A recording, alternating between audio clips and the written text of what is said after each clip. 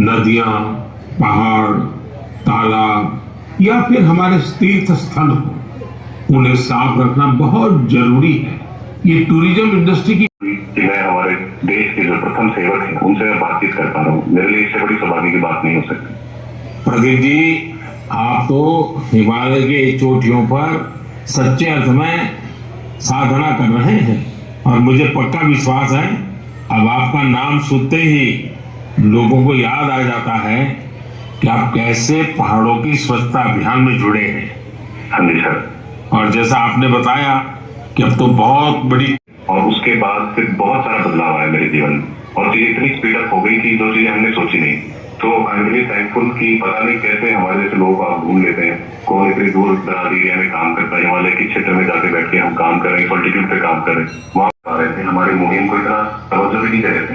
But 2020 के बाद जब मन की बात में जिक्र हुआ, उसके बाद बहुत सारी चीजें बदल गई। मतलब पहले हम साल में 6 क्लीनिंग ड्राइव कर पाते थे, 10 क्लीनिंग ड्राइव कर पाते थे। आज की डेट में हम डेली बेसिस पे 5 टन कचरा इकट्ठा करते हैं अलग अलग लोकेशन पे। अरे वाह, मन की बात में जिक्र वहां के नहीं होने चाहिए, आपके राज्य से बाहर किसी अन्य राज्य के होने चाहिए।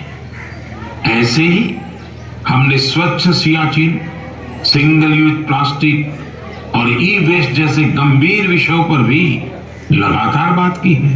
आज पूरी दुनिया पर्यावरण के जिस इशू को लेकर इतना परेशान है, प्रधानमंत्री आदरणीय नरेंद्र मोदी जी ने 100वीं मन की बात कही, एक इतिहास रचा गया और 4 लाख स्थानों पर देश भर में ये कार्यक्रम आयोजित हुए और Guinness book of world record के अंदर लिखा जाएगा आज ये रिकॉर्ड निश्चित रूप से, क्योंकि प्रधानमंत्री जी मन की बात को जिस तरह से देश की जनता के साथ करते हैं, जिसमें वो अलग अलग विषयों के ऊपर अलग अलग उदाहरण के साथ में जिस तरह से साथ जुड़ते हैं। और आज भी आपने देखा होगा कि उन्होंने जिस तरह बेटी बचाओ बेटी पढ़ाओ की बात कही, उन्होंने पर्यावरण को बचाने की भी बात कही उन्होंने, और ऐसे जो समाज सेवा करने वाले लोग हैं उनसे भी उन्होंने सम्मान किया।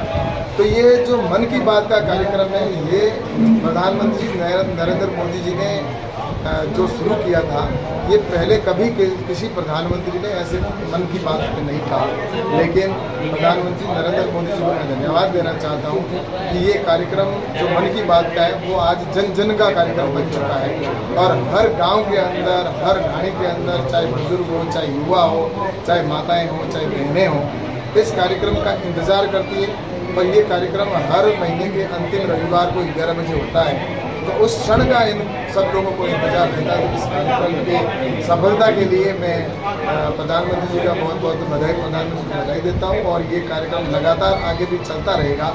और निश्चित रूप से ये एक कार्यक्रम जो आम जन से जुड़ने का कार्यक्रम है, चाहे आपने कोरोना के समय में भी देखा होगा कि कोरोना के समय में भी मन की बात के माध्यम से उन्होंने जनता के साथ जुड़ने का काम किया था। और आज भी देश के साथ में ज़्यादा सबका साथ, सबका विकास, सबका विश्वास और सबका प्रयास के तहत आने वाले समय में भारत विकसित बने और विकसित भारत की कल्पना को भी मन की बात के साथ जोड़ते हुए निश्चित रूप से सफलता के पायदान तक हम पहुँचे। विपक्ष ये कहना है कि प्रधानमंत्री नरेंद्र मोदी जी ने ये 100वां एपिसोड है, जब से प्रधानमंत्री बने तब से ये मन की बात कह रहे हैं। पहले जो विपक्ष के जो भी प्रधानमंत्री रहे या उनके नेता रहे, वो जनता से जुड़े हुए नहीं थे। वो जो भी योजना बनाते थे तो उस योजना के अंदर कहीं न कहीं भ्रष्टाचार होता था और देश प्राथमिकता में नहीं होता था, विकास प्राथमिकता में नहीं होता था, स्वयं का विकास और प्राथमिकता में होता था। लेकिन प्रधानमंत्री नरेंद्र मोदी जी आज लगातार 100वां एपिसोड और ये आगे भी जारी रखेंगे। तो ये विपक्ष के पास बोलने का कोई मुद्दा नहीं है, बौखलाहट है और इसलिए वो बस किसी भी विषय पर उनको बोलना है तो भले ही वो बोल सकते हैं। लेकिन प्रधानमंत्री जी ने आज नरेंद्र मोदी ने मन की बात के माध्यम से और देश के विकास के माध्यम से और गरीब कल्याण की योजनाओं के माध्यम से प्रत्येक व्यक्ति के दिल में जगह बना ली है और वो जगह ये विपक्षी लोग कभी दिल से निकाल देते हैं। पूर्व सैनिक जो है वो